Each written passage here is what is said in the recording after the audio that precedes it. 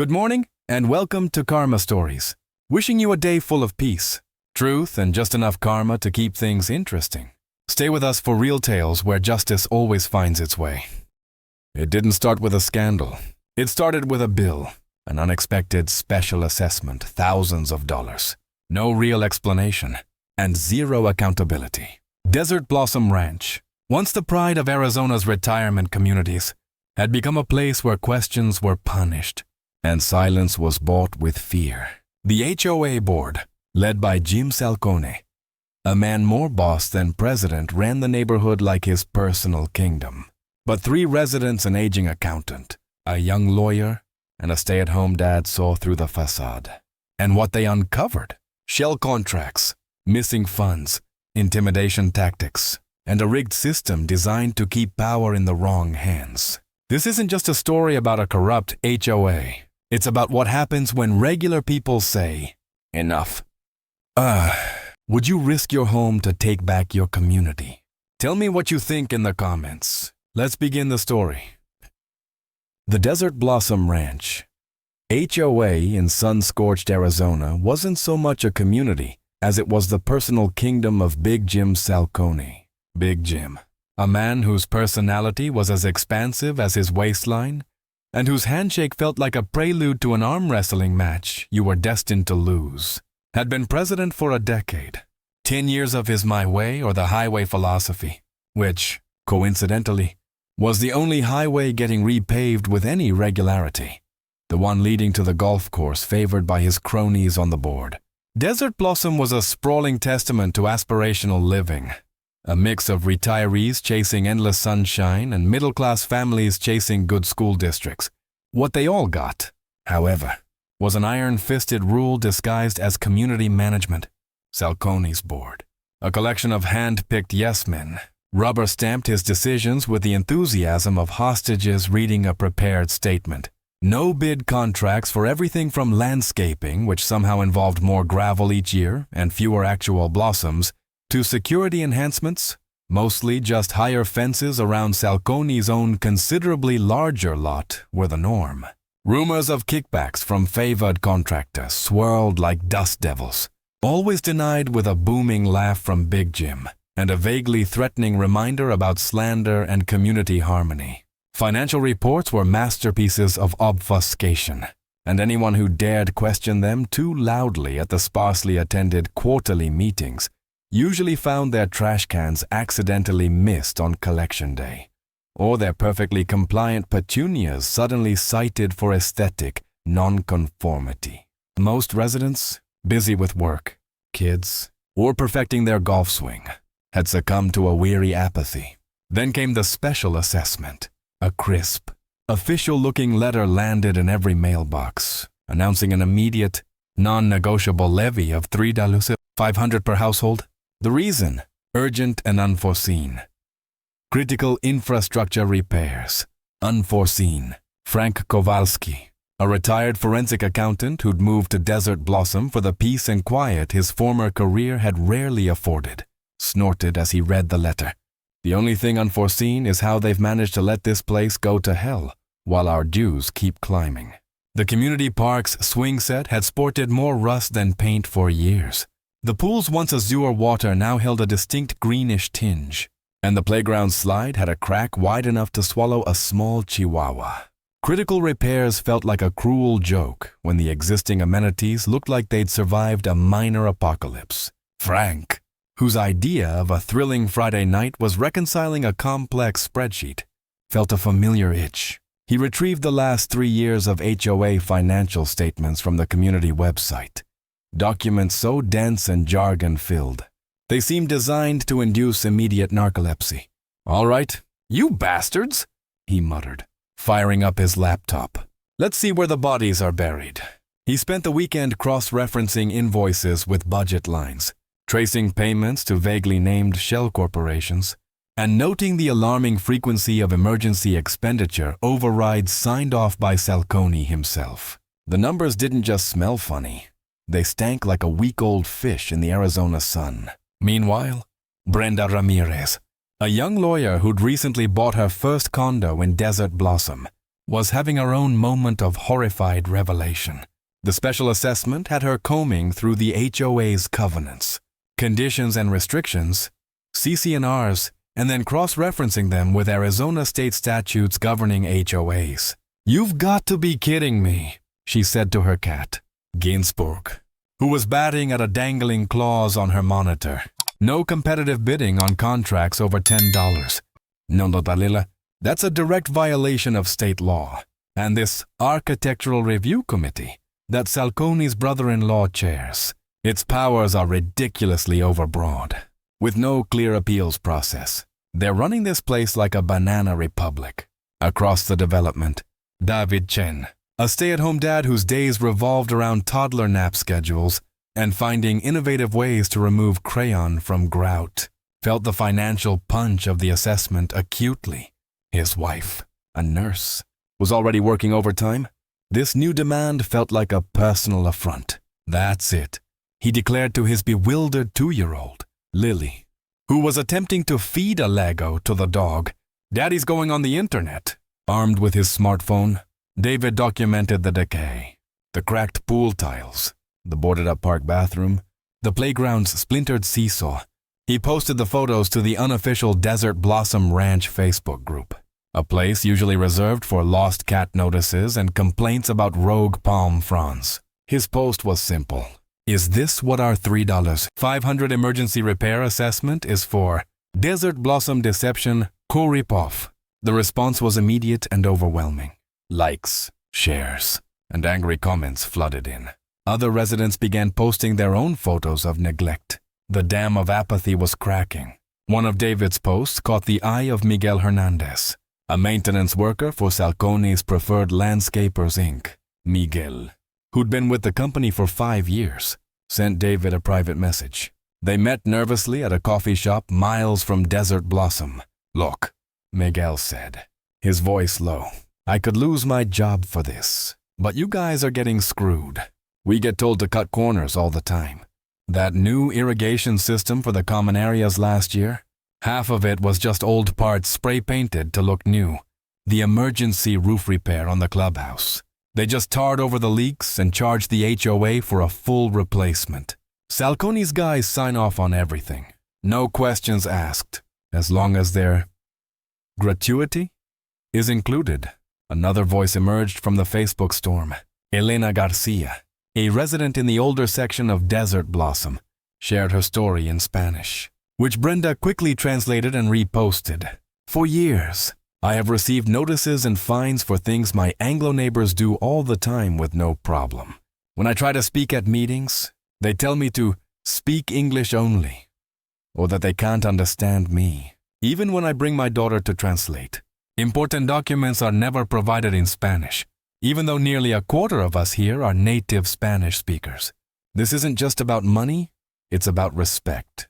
Her post added a painful layer of discrimination to the financial malfeasance. Frank, after days hunched over his computer, finally had something concrete. "Gotcha," he whispered, highlighting a series of payments to a company called Desert Oasis Consulting, a company whose registered agent was Salcone's nephew and whose address was a P.O. box. The payments, totaling over $200, $0 in 2 years, were for community engagement services and project oversight. Yet there was no discernible output. It was a slush fund, plain and simple. David, overwhelmed by the influx of information and stories, reached out to Brenda, whose sharp legal comments on his posts had impressed him. "I think we need a lawyer," he'd messaged. "I am a lawyer," Brenda replied, "and I think we need an accountant." Frank, seeing Brenda's legal acumen and David's social media savvy, contacted them both. The three met at Frank's kitchen table, surrounded by spreadsheets, printouts of bylaws, and screenshots of David's Facebook page. The air conditioning hummed, a counterpoint to the simmering outrage in the room. "Okay," Frank began, adjusting his glasses. "We have evidence of significant financial irregularities, likely fraudulent invoicing, and a clear pattern of no-bid contracts that violate state law. David, your posts have mobilized a lot of angry people and brought crucial witnesses out of the woodwork." Brenda nodded. tapping a pen against a copy of the HOA bylaws. And I've identified at least a dozen procedural violations in how they conduct meetings, levy fines, and approve expenditures, not to mention Elena's discrimination claim, which could open up a whole other can of worms for them.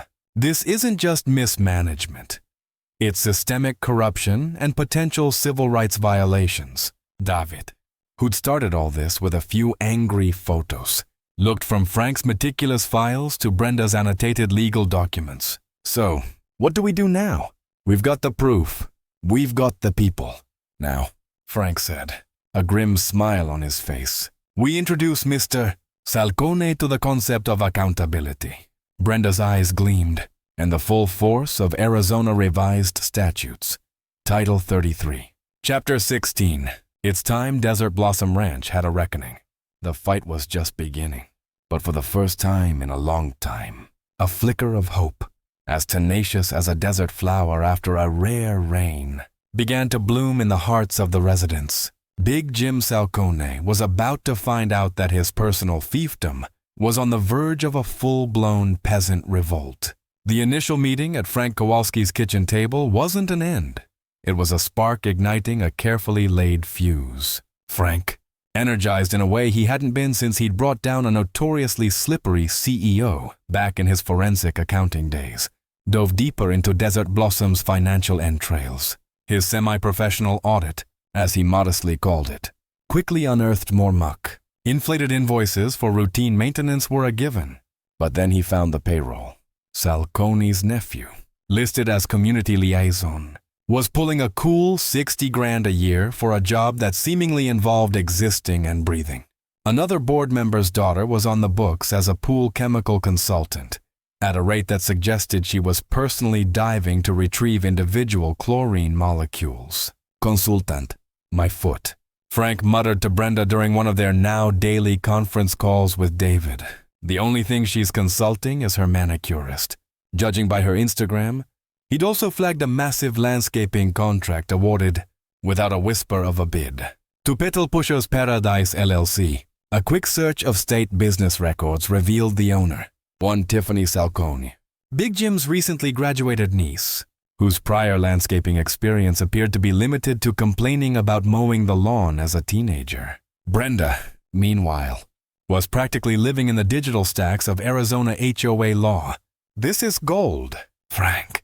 Pure gold, she exclaimed one evening, her voice crackling with excitement. Remember how Salcone rammed through those bylaw amendments 3 years ago? The ones making it nearly impossible to recall a board member or challenge a special assessment. Vaguely, Frank said. It was a railroad job. Most of us just threw our hands up. Well, I pulled the original voting records from the county. The amendment to make recalls harder failed by 6 votes. 6. But Salcone and his then secretary never filed the corrected official record of the failed amendment with the county recorder's office as required. They just started acting like it passed. Legally, the old, much easier recall process is still in effect. David, who'd been listening in while trying to assemble a particularly complicated Duplo castle, let out a whoop. You mean we can actually fire the guy? It won't be easy, Brenda cautioned. But yes, the legal pathway is there, and it's wider than he thinks. David, inspired, took his grassroots Facebook activism to the next level. He created a private, encrypted online forum, Desert Blossom Residents for Transparency. Within days, hundreds of residents had joined, sharing their own stories of Salcone's petty tyrannies and the HOA's neglect. It became a digital town square, a place for hushed outrage to find its voice. The forum also attracted unexpected talent. A quiet teenager named Alex, who usually posted about video game mods, sent a private message to David. My dad says Mr. Salcone is a crook. I'm good with computers. Maybe I can help. With Frank's carefully anonymized data dumps as a starting point, Alex, whose hacking skills were clearly more sophisticated than just game mods, began tracing the intricate web of payments and shell corporations. Within a week, Alex produced a flowchart that clearly illustrated how HOA funds were being siphoned off, a visual so damning it made Frank's spreadsheets sing. It's like a financial spiderweb. Alex typed, and Big Jim's the spider. Another new voice emerged from the forum. Sarah Beth Winters, a stay-at-home mom who, before kids, had been an investigative journalist for a mid-sized CD paper. I've got time on my hands and a nose for a dirty deal. She posted, "Give me the names of these contractors. I'll start digging into their histories, business licenses, and any other skeletons they might have." She quickly became the group's chief investigator for anything that couldn't be found in a public financial statement. Her polite phone calls and meticulous public records requests proving surprisingly effective at unsettling shady vendors. The growing buzz even reached the ears of a man who many in Desert Blossom regarded with a mixture of awe and slight intimidation. Retired Judge Harrison Bellwether. Judge Bellwether was a man of few words but immense presence, known for his sharp intellect and unwavering ethical compass. He'd been observing the online discussions with a keen judicial eye. One afternoon, he appeared unannounced at Frank's door, where a strategy meeting was in progress. "Mr. Kowalski, Mrs. Ramirez, Mr. Chen," he said, his voice a calm baritone that commanded attention. "I've read your findings. I've seen the evidence. What you are undertaking is not merely a squabble over dues. It is a fight for due process and fiduciary responsibility. If you'll have me, I'd like to offer my assistance." Frank, Brenda, and David exchanged stunned, then elated glances. Having a retired judge on their side lent their burgeoning rebellion an entirely new level of credibility, as if on cue. Further validation arrived in Frank's mailbox, another plain brown envelope, this one containing a typewritten letter. "I served on the Desert Blossom board under Salcone for 2 years. I resigned because I couldn't stomach it anymore." He regularly presented emergency invoices at the end of long meetings, demanding immediate approval. Many were for personal expenses, lavish dinners with consultants, a travel for community research that coincided with golf tournaments. Even his home security system upgrade. If you questioned it, he'd bully you, threaten your reputation, or call in favors. He'd say, "It's the cost of doing business. Folks, everyone stays happy." And what he meant was he stays happy. The documents you're looking for are likely in the contingency fund ledgers or miscategorized under capital improvements. Good luck. You'll need it. It was unsigned, but the details aligned perfectly with Frank and Alex's findings. The pieces were falling into place. The core trio, now bolstered by a teen hacker, an ex-journalist, a retired judge, and an anonymous insider, knew it was time to formalize their efforts. In Frank's living room, under the whir of the ceiling fan, Desert Blossom for Reform DBR was officially born. Their first act was to create a simple 2-page flyer. Page 1 clearly outlined Salcone's documented abuses, the nepotism, the no-bid contracts, the suspect payments, the doctored financials. Page 2, thanks to Brenda's research, detailed the actual legally valid recall process, complete with a detachable petition signature form. "We distribute these door to door, under cover of darkness if necessary," David said, his voice firm. "We hold small, secret informational meetings in people's homes. We build support, street by street. And we prepare for war," Judge Bellwether added quietly, "because Mr. Salcone will not go down without a fight." Frank looked at the faces around him. A retired accountant, a young lawyer, a stay-at-home dad, a quiet hacker, a determined journalist, a seasoned judge. They were no longer just disgruntled individuals. They were an organized, informed, and deeply underestimated force. The silence in Desert Blossom Ranch had been broken, and the echoes were about to shake Big Jim Salcone's kingdom to its foundations. The distribution of the Desert Blossom for Reform flyers, with their damning evidence and clear instructions on recall rights, hit Big Jim Salcone's regime like a well-aimed legal subpoena.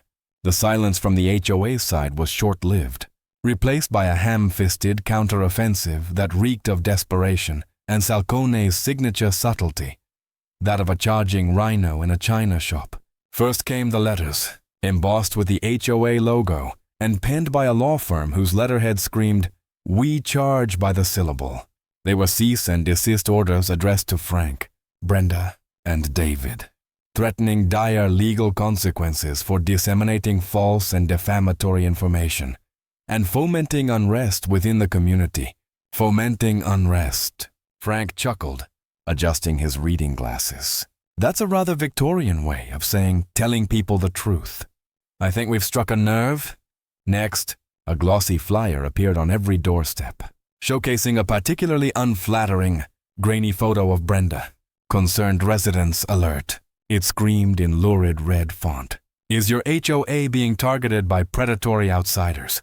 Brenda Ramirez, ambitious young lawyer or ruthless real estate speculator? Sent to devalue our homes for personal gain. Brenda stared at it, a muscle twitching in her jaw. Speculator. I can barely afford my mortgage. And who writes like this? It sounds like a bad 1950s sci-fi movie. David, ever the social media guru, immediately posted a picture of the flyer on the DBR forum with the caption, Salcone's camp resorting to comic book villain tactics. Guess they can't refute the facts. Desperate measures. We won't be silenced. The post garnered hundreds of laughing emojis and supportive comments. But Salcone wasn't done. He escalated, filing a personal defamation lawsuit against Brenda, claiming her statements and the DBR's activities had caused him significant emotional distress and irreparable damage to his esteemed reputation. Judge Bellwether, who was now an invaluable advisor to the DBR, remarked dryly during a strategy session in his book-lined study. That ship sailed, hit an iceberg of its own making, and sank some time ago. This is a slap suit, pure and simple, a strategic lawsuit against public participation. It's designed to intimidate and drain resources. The judge, using his old connections, quietly guided Brenda to a pro bono First Amendment specialist. The case was heard within weeks. The presiding judge, a no-nonsense woman with a reputation for spotting frivolous lawsuits from a mile away, listened to Salcone's lawyer bluster for 10 minutes, then looked at Brenda's counsel. After a brief, pointed rebuttal highlighting the public concern and factual basis of DBR's claims, the judge dismissed Salcone's lawsuit with prejudice. This court, she declared, her voice ringing with authority, will not be used as a cudgel to silence legitimate citizen inquiry into matters of public concern, especially those involving fiduciary duties within a homeowners association. Case dismissed. And Mr. Salcone, I'd advise your counsel to review the statutes regarding malicious prosecution. The news of the dismissal spread through Desert Blossom like wildfire. If Salcone had hoped to make an example of Brenda, he'd succeeded. An example of how his attempts at bullying would spectacularly backfire. Support for Desert Blossom for reform swelled.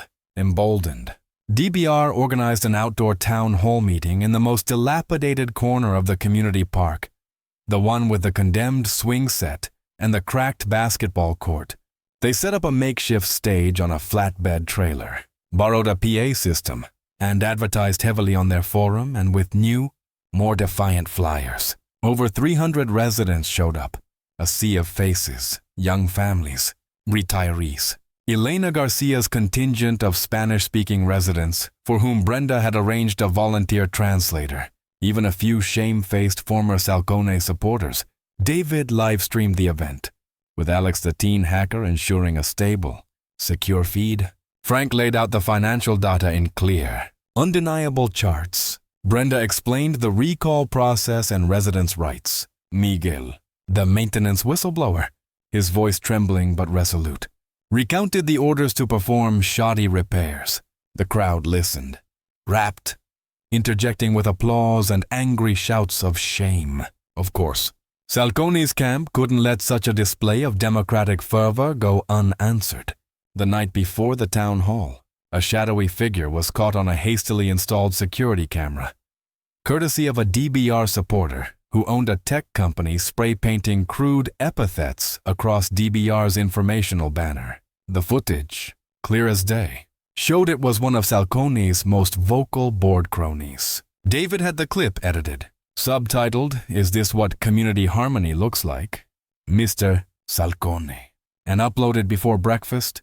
It became DBR's most watched video yet. The HOA's retaliation became more direct and petty. David found his online HOA account, the one used for paying dues and accessing community documents, suddenly blocked. When he tried to attend the next official HOA board meeting, a usually deserted affair now drawing a curious crowd, one of Salcone's HOA security guards physically barred his entry, claiming his membership status was under review. The entire exchange, filmed by Sarah Beth Winters, the ex-journalist who feigned a coughing fit to get her phone camera in position, was online within minutes. The hashtag Let David In started trending locally. The dam of Salcone's carefully constructed deniability was cracking under the pressure. A tenacious local investigative reporter, tipped off by Sarah Beth and armed with a new batch of leaked emails rumored to have come from a disgruntled HOA office staffer, published a bombshell story. It detailed how Salcone had allegedly pressured a pool maintenance company to falsify inspection reports, exaggerating a minor leak into a critical system failure to justify the very special assessment that had started this whole rebellion. The report included scanned copies of the original, less alarming inspection report alongside the doctored one submitted to the HOA board. He faked the pool report, Frank gasped, reading the article on his tablet, to steal $3.5 grand from every single one of us. The sheer audacity. Salcone's supporters, clearly rattled, made their own blunders. A poorly printed flyer began circulating, claiming the recall election was cancelled due to irregularities. It was so riddled with spelling errors. Official notice. Due to unforeseen circumstances, the HOA board that it became an instant laughingstock. Alex, the teen hacker, quickly traced its origin to a printer used by Salcone's niece's landscaping company. Then, Salcone announced the formation of a special emergency election oversight committee to ensure fairness and integrity in any upcoming recall. Brenda, with a predatory grin, took about 5 minutes to dissect its formation. According to our actual bylaws, Mesias, Ramirez explained in a DBR video update, any such committee must be approved by a majority vote of homeowners at a duly called meeting, with transparent nomination processes. This committee was appointed solely by Mr.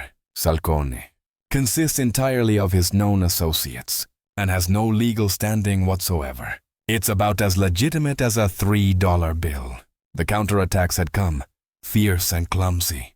But Desert Blossom for Reform had not only weathered the storm, but emerged stronger, their credibility enhanced by Salcone's increasingly desperate and transparently dishonest tactics. The residents were no longer silent, and the tide was turning with the unstoppable force of a desert flash flood.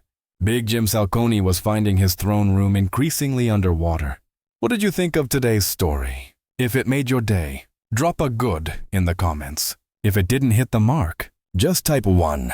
Got your own thoughts? I'd love to hear them below. And hey, don't forget to hit subscribe. It's free, and it really helps the channel grow. Thank you so much for being here. The fallout from the faked pool inspection expose and Salcone's laughably inept attempts to silence dissent had a galvanizing effect on Desert Blossom Ranch. The Desert Blossom for Reform DBR movement wasn't just a fringe group of malcontents anymore.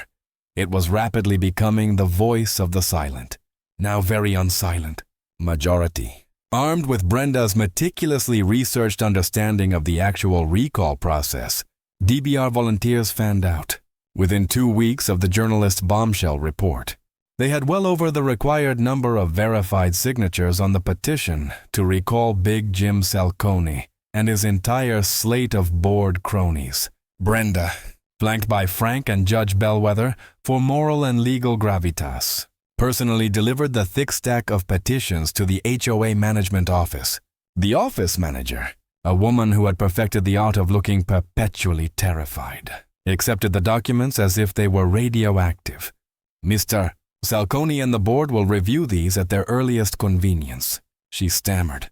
Their earliest convenience, as per state statute and our bylaws, is within 10 business days to certify the signatures and schedule the recall election, Brenda stated coolly, handing over another sheet of paper. This is a formal notice to that effect.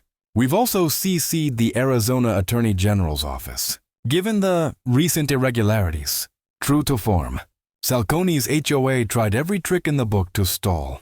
They questioned the validity of signatures, claimed procedural errors in the petition's formatting, citing bylaws that Brenda had already proven were never legally adopted, and even attempted to argue that a state of emergency conveniently declared due to a sudden, unexpected infestation of particularly aggressive tumbleweeds precluded any recall efforts. Each objection was met with a swift, legally sound rebuttal from Brenda, often publicly posted on the DBR forum, further painting Salcone as a desperate man clinging to power.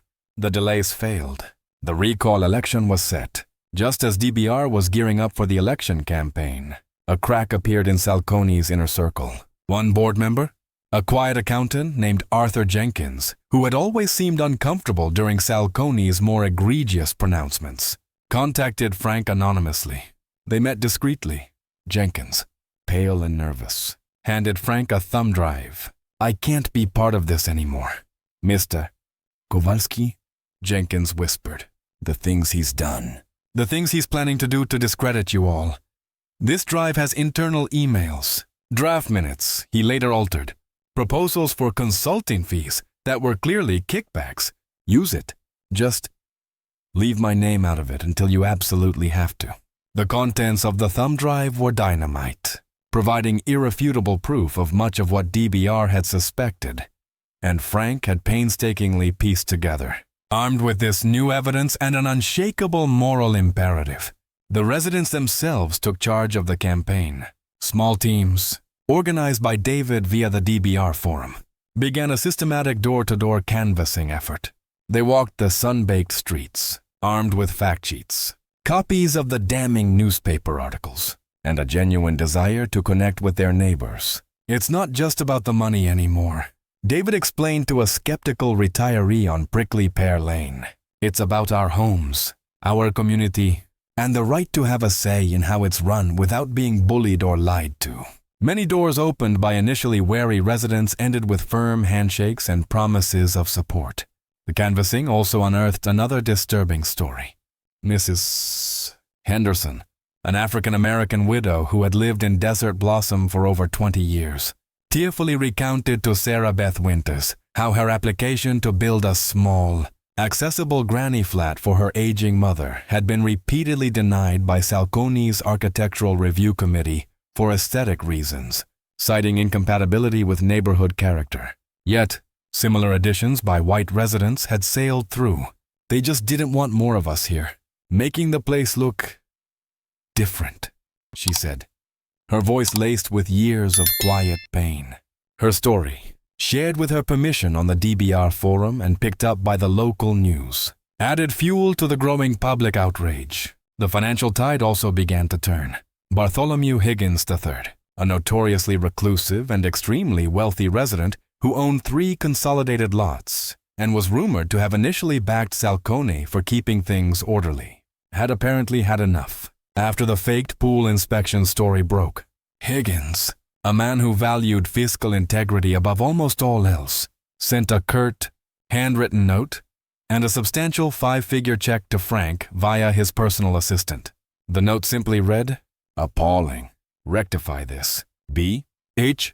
Thrashed." Suddenly, DBR had the funds for professional mailers, more yard signs, and even legal retainers if Salcone tried any more funny business. Election day arrived like a shimmering heat haze over the desert, thick with anticipation and an undercurrent of anxiety. The polling station, the HOA clubhouse, felt more like a fortress. Salcone, through the HOA management company, had hired a private security firm whose guards looked like they moonlighted as bouncers for biker bars. Their presence was an obvious attempt at intimidation. The first sign of trouble came early. DBR volunteers at the check-in table noticed that the official ballots being handed out were odd. The formatting was inconsistent. Some candidates' names were misspelled Salcone's, of course, was perfect, and the instructions for marking choices were confusing. Almost designed to invalidate votes. They wouldn't dare, Frank breathed, examining one of the flawed ballots. "Oh, I think they absolutely would," Brenda replied, her eyes like steel. She immediately lodged a formal protest with the county election observer DBR had insisted upon, a retired civics teacher with an unimpeachable reputation. She also got on the phone with a contact in the Arizona Secretary of State's office, who promised to send a state-level observer immediately, after a tense hour-long standoff, during which voting was temporarily halted. A corrected batch of ballots, hastily printed by the management company under duress, was delivered. Brenda, now officially a DBR-appointed poll watcher, stationed herself at the central counting area, alongside the county observer and, eventually, the stern-faced representative from the Secretary of State's office. Every ballot was scrutinized. Salcone's appointed election oversight committee members hovered, their attempts to challenge DBR-leaning ballots becoming increasingly desperate and easily dismissed by the official observers. The atmosphere inside the clubhouse was suffocating. Residents who had cast their votes lingered outside, refusing to leave until the results were known. David provided live updates to the DBR forum, where hundreds more anxiously awaited news. The hired security guards paced, their presence a constant, low thrum of menace. Each hour that passed seemed to stretch into an eternity. The winds of change were definitely blowing across Desert Blossom Ranch, but everyone knew that the final count would determine if they were about to experience a refreshing breeze of reform or the bitter dust storm of a stolen election. The desert held its breath. The air in the Desert Blossom Ranch clubhouse, thick with a potent cocktail of hope, fear, and stale coffee, finally fractured. The county observer, a woman whose poker face had remained infuriatingly stoic for hours, cleared her throat. A hush, so profound you could hear the frantic pulse in your own ears, descended. With all precincts reporting and all ballots verified, she announced, her voice amplified slightly by the PA system DBR had insisted upon. The motion to recall President James Salcone has passed with 60.7% of the vote. A beat of stunned silence, then pandemonium. A roar went up from the DBR supporters, a wave of joyous, disbelieving sound that nearly blew the rickety ceiling tiles off their tracks. Frank Kowalski was visibly misty-eyed. David Chen was pumping his fist in the air like a rock star, and Brenda Ramirez allowed herself a small, deeply satisfied smile. Salcone, who had been lurking near the back with his remaining cronies, turned a shade of purple usually reserved for eggplant and stormed out, his security detail scrambling to keep up. The rest of his board, named individually in the recall, were swept out by similar margins. The reign of Big Jim was officially over. Within days, an interim board was established. As per the correctly interpreted bylaws, Frank, naturally, took the helm of finance, his fingers already itching to untangle Salcone's Gordian knot of cooked books. Brenda became the interim legal counsel, tasked with navigating the transition and ensuring every I was dotted and T crossed. David, leveraging his proven communications savvy, stepped in to manage community outreach and communications. Judge Bellwether agreed to serve as an ad hoc parliamentary advisor, his presence a calming reassurance. Their first official act, commissioning a full, independent forensic audit. The auditors, a steely-eyed team recommended by one of Bartholomew Higgins III's corporate contacts, descended upon the HOA's records. What they unearthed was even worse than Frank's initial probing had suggested. Over 3 years, more than $400, though it was unaccounted for, misallocated, or simply vanished into a labyrinth of shell companies, inflated invoices, and payments for services never rendered. Desert Oasis Consulting, Salcone's nephew's slush fund, was just the tip of the iceberg. $400,000, Frank said, his voice a low growl, at the DBR meeting where the preliminary audit findings were presented. While our pool turned green and our kids played on broken swings, he didn't just steal money. He stole our community's well-being. The auditors also traced a significant portion of the missing funds to an out-of-state corporation with opaque ownership. Leading state investigators, already alerted by Brenda and the mounting public evidence, to open a new line of inquiry into potential money laundering. Big Jim Salcone wasn't just facing ignominy. He was staring down the barrel of serious criminal charges. A few of the ousted board members, clinging to the last vestiges of their imagined authority, attempted to appeal the recall, citing electoral irregularities ironically, the very ones they tried to perpetrate. Their appeal was summarily dismissed by a superior court judge, who pointed out their own documented procedural violations during their tenure and their blatant attempts to obstruct a legitimate democratic process. The court finds no merit in these claims. The judgment read, "The residents of Desert Blossom Ranch have spoken, with the old guard definitively out. The interim board, guided by community input gathered through David's now official HOA forum, set about drafting new bylaws. Term limits for board members were instituted, full financial transparency, including mandatory online posting of all contracts, invoices, and monthly statements in easily understandable formats." Frank insisted on this. Became law. Strict conflict of interest clauses, explicitly banning any board member or their immediate relatives from financially benefiting from HOA contracts, were adopted unanimously. It was a root and branch reform. The story of Desert Blossom's grassroots rebellion captured national attention. A popular investigative podcast, This American Racket, which specialized in tales of local corruption and citizen activism, featured their struggle in a multi-episode series titled The HOA That Fought Back. It became one of their most downloaded series, inspiring similar movements in other mismanaged HOAs across the country. David, wanting to heal the rifts within the community and give voice to those long ignored, launched Desert Blossom Listens Month. He and other volunteers set up tables at the now sparkling clean and fully repaired community park, inviting residents to share their stories, their frustrations, and their hopes for the future. Elena Garcia powerfully recounted her experiences with discrimination, leading to a new initiative to provide all critical HOA communications in both English and Spanish. Mrs. Henderson, whose granny flat denial had sparked outrage, found her revised application swiftly approved by the new Architectural Review Committee, now chaired by a fair-minded local architect. For the first time in years, genuine dialogue echoed through Desert Blossom. The ripple effect continued. Alex, the teen hacker who had been instrumental in tracing Salcone's financial web, and who was now mentoring younger kids in cybersecurity at the revamped community center, announced their intention to run for a junior position on the city council in the next municipal election. Their slogan, "Transparency begins at home."